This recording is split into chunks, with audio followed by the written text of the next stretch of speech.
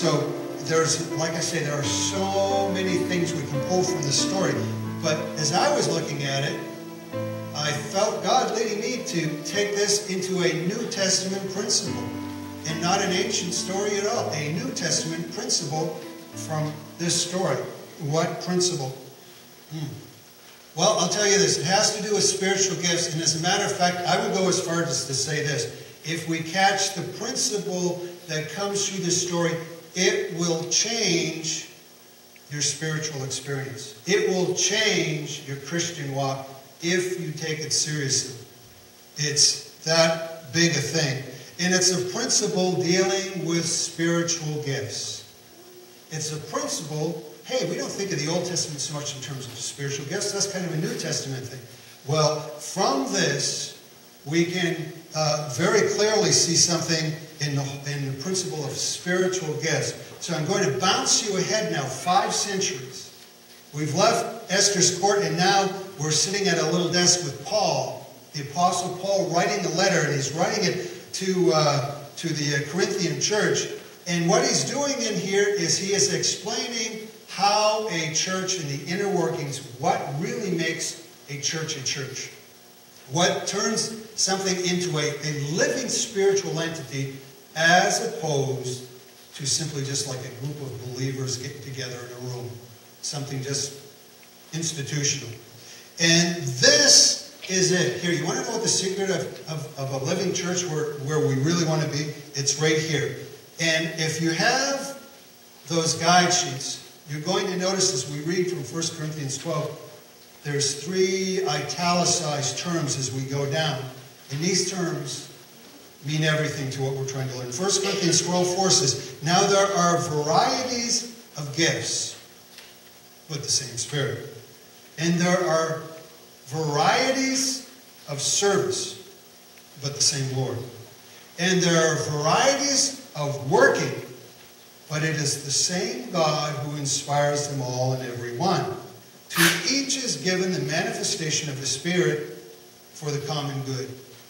Now, even before I get on, here is something worth knowing, is in verses 6 and 7 tying together 2 things. The individual side where you have a personal relationship with God, but it's for the common good.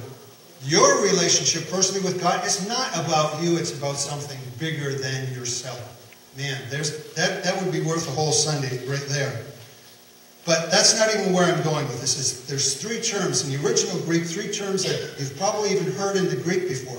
Charisma, diakonia, and that's where our word deacon comes from, and energema, which energy is where we get that word. And in the English, the 3 words are gifts, service, working. Now, with all authority, could you just repeat those 3 words for me? Gifts, service, working. And breaking them down into concept is this. Gifts, the endowments that you've been given. Service, the niche of the ministry that you're given. And working, that is the operation in that ministry. Gifts, niche, operation. Paul goes on to mention what these relate to in a whole number of gifts. He talks about wise speech, knowledge, extra strong faith, healing, miracles, prophecy, discernment, tongues, and adds to from other passages. There's gifts of helps, gifts of administration, of preaching, of teaching, of pastoring, and it says the Spirit apportions to each one individually as He wills. You don't get to choose. God decides what He's going to put in you. And at the time you and I come to spiritual life, that is the living relationship with Him, these gifts are brought to life as He sees fit to put in you and I.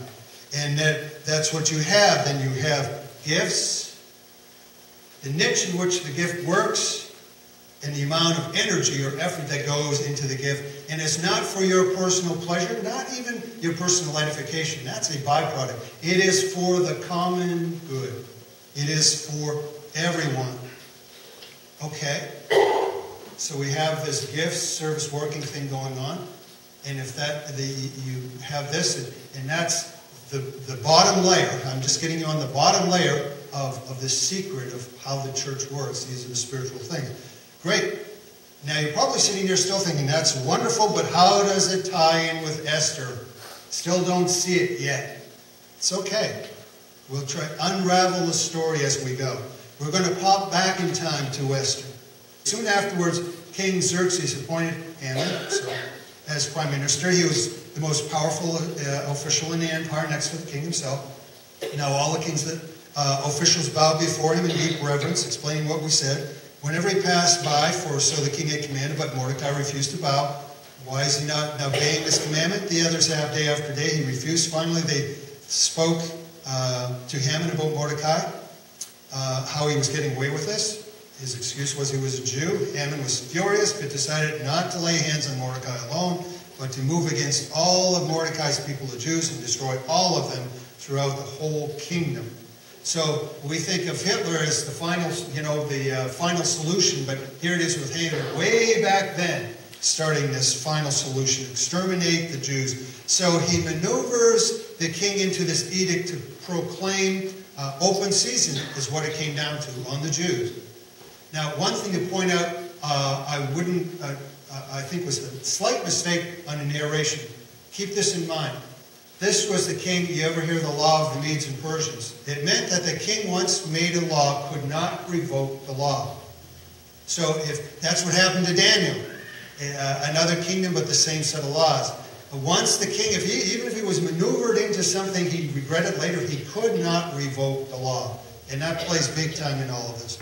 But anyway, so here we have Haman. He set this up, but they were very smart in how they did this. Because what they did was not say, okay, go out and kill Jews. They said, a year from this time, and in our calendar, February 28th, a year from this time, get ready, sharpen your knives, get your guns oiled, whatever you're going to do. Because a year from this time, coordinate your attack. Anybody who doesn't like Jews, open season. We'll just go out and kill them. And as an added bonus, whatever family you happen to kill, you get to claim their property. So get rich, kill your enemies. Sounded great. There it goes. And there the law goes out. So that's where they were. All God's people, the entire nation of them on death row for a year. So Mordecai, can you imagine the feeling on that? He's just following his faith, and really, it is he who got the ball rolling. It is he who got all of this rolling. But he was smart in the way that when Esther first went to the court, he said, don't tell them where you come from.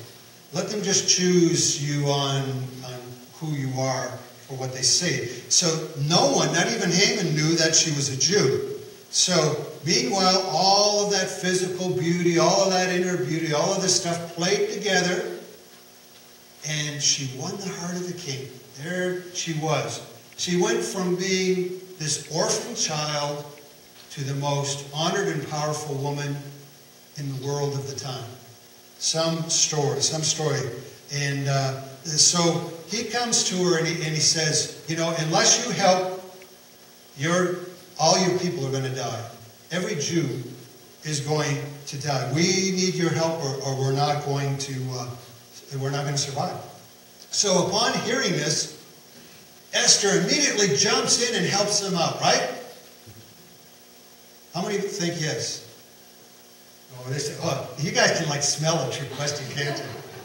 Well, that's good. I didn't catch anybody, because the fact is Esther didn't jump in and do this. And it was great the way it comes through in this mini novel of her book.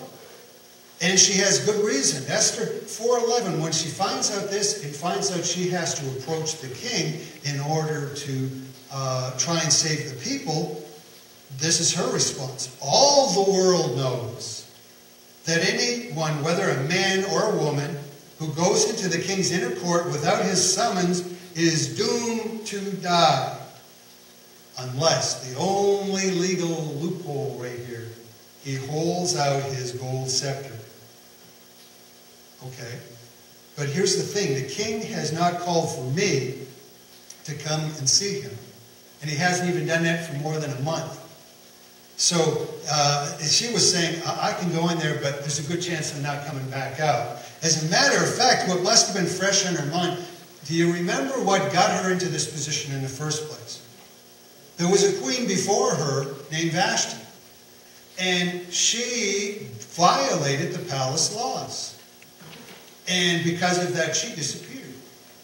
Well, now, here is Queen Esther in her position for that reason. And she's being asked to go out on the very same limb, only in reverse. The other queen wouldn't come when she was summoned and disappeared. Now, for Esther, it is she will go when she's not summoned and may very well disappear. But here's where the story starts the pinnacle. The whole meaning, the whole big meaning behind the book starts here. Mordecai, in this flash, it just must be a flash of inspiration from God, joins what we've been calling the lower story, or what we're experiencing as we go through life, with the upper story. And the two things come together in what he has to share. And so they're corresponding not face to face, but by notes and intrigue. You know, it's all that kind of cloak and dagger stuff going on. And so Esther has told him, I'm worried about this, Mordecai, to be honest. And Mordecai sends back a response. And in his response, Esther 4:13, this was Mordecai's reply to Esther. Do you think you will escape there in the palace when all other Jews are killed? Now, I love that line. I just can't almost not resist this line because it reminds me of church people today. You know, it's like, do you think you will avoid the moral onslaught, the darkness in your culture if you just hide inside these walls? You know, that's what he's asking, you know, in her time. And he says, if you keep quiet at this time, like this, God will deliver the Jews. Big picture, upper story. It's going to happen. You know why? Because God said it's going to happen. So it will happen. However, from some other source. But you and your relatives will die. And if you read the story and you conjecture, you can see that is exactly what would have happened. What's more, and we're starting to get to the heart of the story. Who can say but that God has brought you into the palace for such a time as this? There it is. That phrase is the heart of the whole book, of the whole story. Who knows, but God brought you into the palace for such a time as this. Now this is where we pop back again and try and tie the loose end. And I take you into the future again, and not even to Paul's time, but right here where you're sitting right now, back into the question of spiritual gifts and the concept. I want to start from this point, is to understand these things called spiritual gifts. If they don't exist among a group, a family of believers, it is not a church. That's not me interpreting. That is simply Scripture says. That's what makes a church a church. The thing about spiritual gifts, and this is where we start to pull in some with Esther, is we tend to see gifts in terms of aptitude, do we not? That God gives people the abilities to do certain things.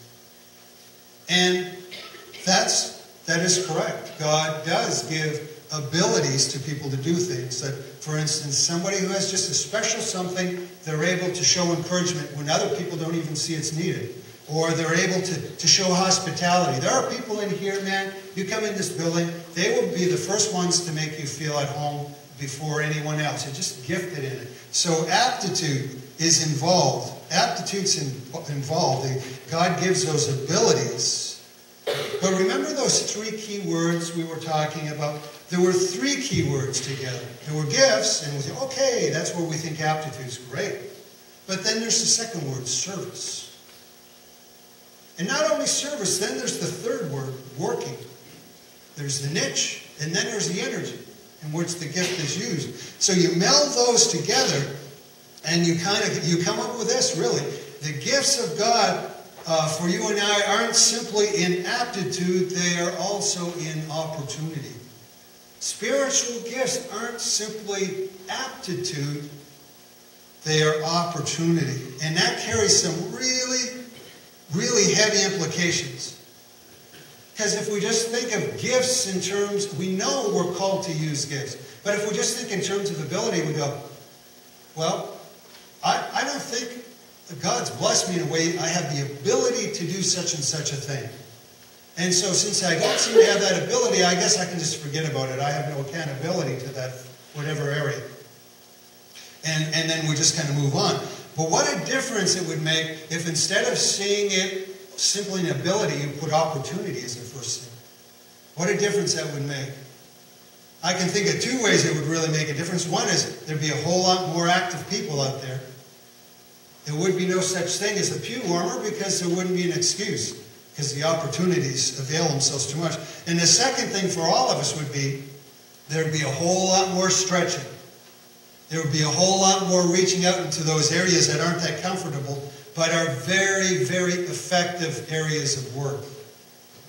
Maybe that's why we don't have bigger impact, is we see how scary it is, but we don't realize how effective a work would be in that area. We're not looking at opportunity.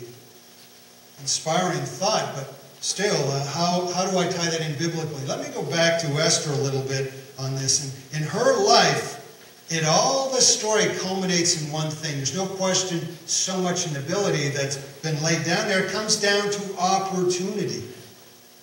She was given an opportunity in something that, and quite frankly, in this case, no one else had. The question became opportunity. And ability was still not, even there she was not sure. And there's a big thing to note. She wasn't locked sure on ability. She knew she won the king's heart. But did she know she won it so thoroughly that when she walked in there and broke the palace laws, that he would use the loophole? Did he love her that much? So you see, she was gifted, and there was this battle going on in her at the time. Ability, opportunity. Opportunity, ability. Is this what I'm supposed to do? And then that led her to a giant question that loomed over her. Was she willing to risk it all for this purpose that she was given? Was she willing to risk it all? And of course, if we take and turn that into application, it comes down to this, doesn't it? For all God has given you, are you willing to risk it all for your life's purpose? Are you willing to risk it all for what you were born for? Well, I don't know what I was born for. I don't know some big thing like that. Well, you do it at least to this extent, because there's a universal. You and I were all born for one thing for sure: obedience to God. Obedience to God. And there are times, if you look at it, if you're not doing some certain thing, or you're ignoring some certain thing, you're ignoring God in that. And if you're honest with yourself, you can admit that. You can admit that's going on. So how about Esther and her very, very scary situation? Well, her response was this, and this is where it really starts tying together. In Esther 4:16, she sends her response back. She heard from Mordecai, and now she says, okay, Mordecai, here's my response. Go and gather together all the Jews of Susa and fast for me. Here's a great lesson. She just doesn't go out and do it. She gets spiritually prepared for what she has to face. Do not eat or drink for 3 days or nights, and I and my maids will do the same. And then, though it is strictly forbidden, she's not forgetting what's going on here, though this is not allowed, I will go in to see the king. And here it is. Here's the real capper to the big principle. If I perish, I perish. If I perish, I perish. She is simply saying this. I don't know if all the ability I need is there. I know the opportunity is there. I am going to try the opportunity, and if I die trying, I die trying. Wow. Can you imagine? Can you imagine if even, say, in a small church like this, if all of us had the level of commitment that when we saw the opportunity God has for us, we say, yes, I'm sure that's from God. I don't know if I can pull it off, but I'll tell you one thing, I'll die trying. What would happen if even a small group of people would say that? In my faith, I will, if nothing else, I will die trying and move on. And it all comes down into this, is if God's gifts are as much opportunity as they are ability. Now, let's be honest, is where we stand now, and things could get better spiritually if we get on the ball. They'll get worse if we don't. But imagine if we hit a time that you might die trying, but that time isn't now. Chances are, if you and I go out there and try an opportunity for the Lord, the worst we'll face might be rejection, maybe a little embarrassment or something. But I don't think in our country, in our culture, we're going to die yet, anyway, for taking God's opportunity. A conversation comes up. Ever been in one of these conversations? You're talking, it's just a normal conversation. And somehow there's this point in there, if you wanted to, you could mention your faith. If you wanted to, you could say something to glorify God. Do you take the opportunity? Is the opportunity a gift? If it's a gift from the Lord, then accountability kind of comes in there, doesn't it? In all these areas, the same thing with teaching. A lot of people are scared to death to teach, and whether adults or children, just scared to death to do it.